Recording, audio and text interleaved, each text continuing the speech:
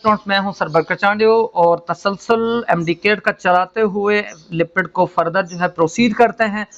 और previous lecture में हमने जो है वो लिपिड का इंट्रोडक्शन लिया था और आज जो हम लिपिड के बारे में पढ़ेंगे वो क्लासिफिकेशन ऑफ लिपिड्स के बारे में पढ़ेंगे। तो डियर स्टूडेंट्स, लिपिड के बारे में थोड़ी सी क्लासिफिकेशन की जब भी हम बात करते हैं तो यहाँ पे 3 टाइप्स जो है उनको थोड़ा सा डिस्क्राइब करते हैं।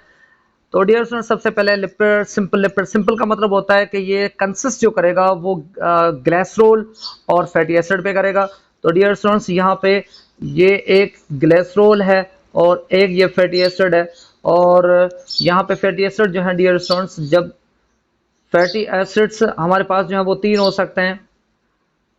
एक फैटी एसिड भी हो सकता है, 2 फैटी एसिड भी हो सकते हैं और 3 फैटी एसिड भी हो सकते हैं। ये सिंपल लिपिड में तीनों आते हैं। डियर स्टूडेंट्स, जो ये एक्स लिपिड एक ग्लिसरॉल के साथ एक जो फैटी एसिड होगा तो उसको हम मोनोग्लिसराइड बोलेंगे, मोनोग्लिसरॉल या ग्लिसराइड। और जिसमें 2 होंगे तो डाइग्लिसराइड, जिसमें 3 होंगे तो ट्राइग्लिसराइड। ठीक है जी। तो इनकी स्ट्रक्चर जो होती है डियर स्टूडेंट्स बिल्कुल सिंपल होती है। सिंपल स्ट्रक्चर ये थोड़ा सा आप थोड़ा सा देख लें, इस तस्वीर को देख लें थोड़ा सा कि डियर स्टूडेंट्स ये ग्लिसरॉल की स्ट्रक्चर है और वो ये ग्लिसरॉल और 3 फैटी एसिड्स। तो डियर स्टूडेंट्स, यहाँ से एमसीक्यूज काफी निकल सकते हैं। ये कार्बन नंबर 1 है, 2 है और ये 3 है, मतलब ये 3 कार्बन पाए जाते हैं। और यहाँ पे देखें डियर स्टूडेंट्स, ये 3 इनके ओएच ग्रुप पाए जाते हैं। ओएच ग्रुप कितने हो गए? ये भी 3 पाए जाते हैं। और यहाँ पे देखें हाइड्रोजन कितने पाए जाते हैं? 1 2 3 4 5। तो ये 5 हाइड्रोजन पाए जाते हैं। तो अगर ये ऐसे एमसीक्यूज आ सकते हैं कि ग्लिसरॉल में या इसको अल्कोहल अल्कोहल भी बोलते हैं, तो अल्कोहल या ग्लिसरॉल में कितने कार्बन पाए जाते हैं? तो आंसर क्या होगा? Answer will be 3। और उनके OH ग्रुप कितने पाए जाते हैं? तो आंसर 3 होगा। और हाइड्रोजन कितने होंगे? तो आंसर 5 होगा। ठीक है जी। तो ऐसे फिर क्या होगा डियर स्टूडेंट्स? फिर दूसरी बात ये कि ये क्या करेंगे, ये हाइड्रोजन को रिलीज करते हैं। जब ये कंडेंसेशन होती है तो ईस्टर बॉन्डिंग जब इनकी बनती है। तो डियर स्टूडेंट्स ये थे, देखें 3 मैंने फैटी एसिड यहाँ पे रखे हैं कि एक ये फैटी एसिड है, दूसरा ये फैटी एसिड है, तीसरा ये है। अगर सिर्फ एक होता, ये 2 ना होते तो मोनो, अगर ये 2 होते, तीसरा ना होता तो डाई, अगर ये 3 है तो इसको हम ट्राइग्लिसराइड का नाम देंगे। ये एमसीक्यूज है। ठीक है डियर स्टूडेंट्स। तो यहाँ पे डियर स्टूडेंट्स अगर हम सिंपल इनकी बात हमने कर ली और इनकी थोड़ी सी स्ट्रक्चर जो है ग्लिसरॉल की थोड़ी सी स्ट्रक्चर पे हम चलते हैं। ये देखें ज़रा, असेल ग्लिसरॉल है। तो जैसे हमने अभी पढ़ा कि ग्लिसरॉल की स्ट्रक्चर हमने थोड़ी सी डिस्कस की कि ईस्टरिफिकेशन होती है। किस किस के दरमियान में ईस्टरिफिकेशन होती है डियर स्टूडेंट्स? ग्लिसरॉल और फैटी एसिड के दरमियान में ईस्टर बॉन्ड बनता है और ईस्टर बॉन्ड में वही कंडेंसेशन होगी, वाटर जो है वो चला जाएगा।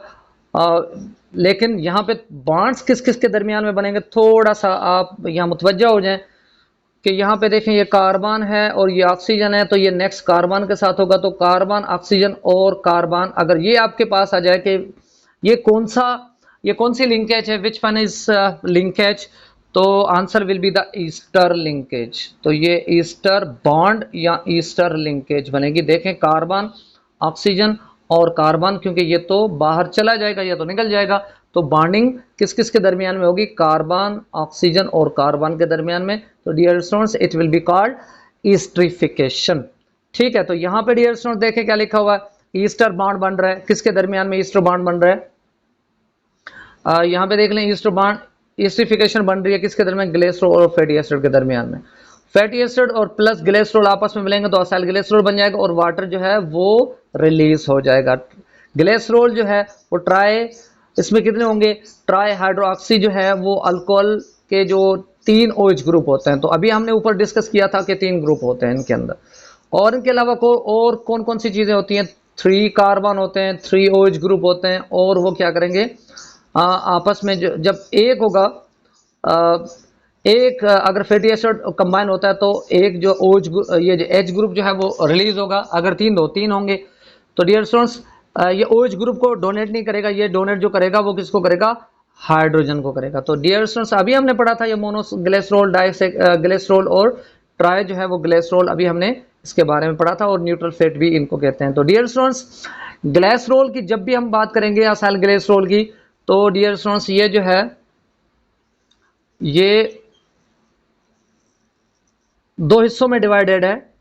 यहाँ पे दो हिस्से इनके पाए जाते हैं, यानी दो पार्ट में डिवाइडेड है, एक सेचुरेटेड दूसरा unsaturated. These are the type of the glycerol और असल ग्लिसरॉल। तो यहाँ पे डियर स्टूडेंट्स हम बात करेंगे सेचुरेटेड। तो ऊपर हमने पढ़ा था सेचुरेटेड वो होता है जो carbon to carbon single bonding होता है, उसके दरमियान में कोई डबल बॉन्डिंग नहीं होती। तो dear students no double bond between carbon atom और चेन, यहाँ पे कोई नहीं पाया जाता। यहाँ पे स्ट्रेट चेन पाई जाती है, सीधी चेन पाई जाती है। और अगर हम रूम टेम्परेचर में देखें तो ये सॉलिड होगा, सॉलिड सॉलिडिफाइड होगा रूम टेम्परेचर में।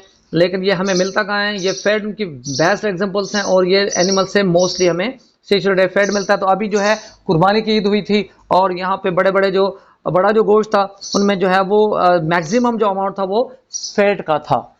ठीक है डियर स्टूडेंट्स।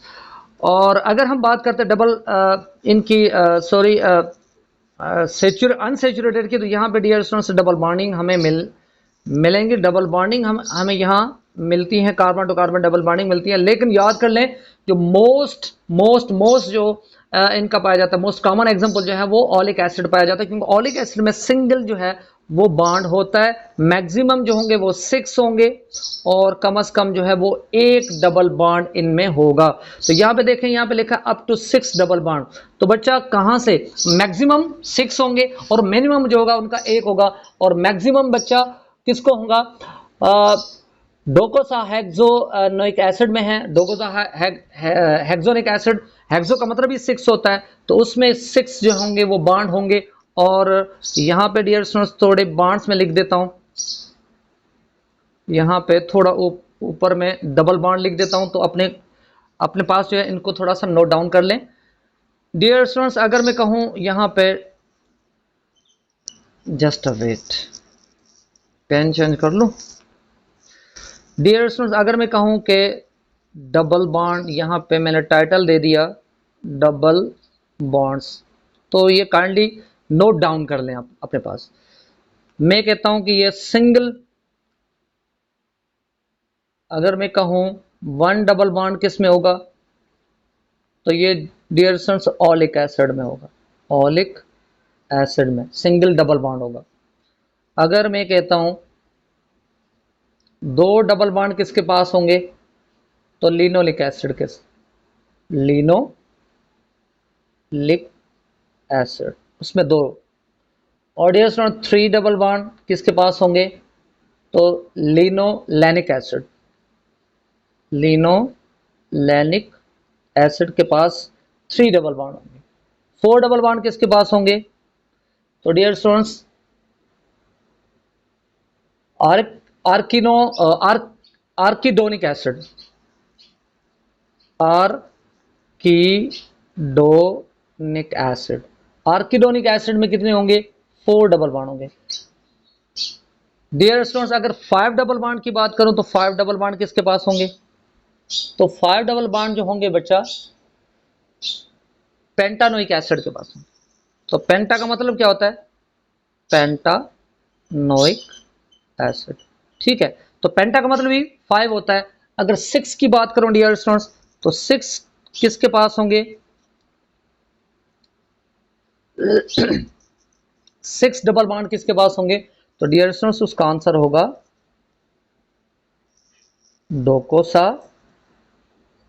डोकोसा हेक्सोनोइक acid, हेक्सोनोइक acid. ठीक है, उसके पास 6 डबल बॉन्ड होंगे। तो ठीक है डियर स्टूडेंट्स, इनको नोट डाउन कर लें अपनी कॉपी में, अपने बुक में, ताकि आपको इनमें से एमसीक्यूज आए तो आपको इन सारी चीज़ों का पता हो, क्योंकि ये हर जगह पे ये आपको नहीं मिलेंगे। तो बड़ी मुश्किलों से ये चीज़ें हम इकट्ठा करते हैं और आपके लिए, ताकि आपके कॉन्सेप्ट्स मैक्सिमम जो है वो क्लियर हो जाए। ठीक है जी, तो चलते हैं डबल बॉन्ड आगे अनसेचुरेटेड पे।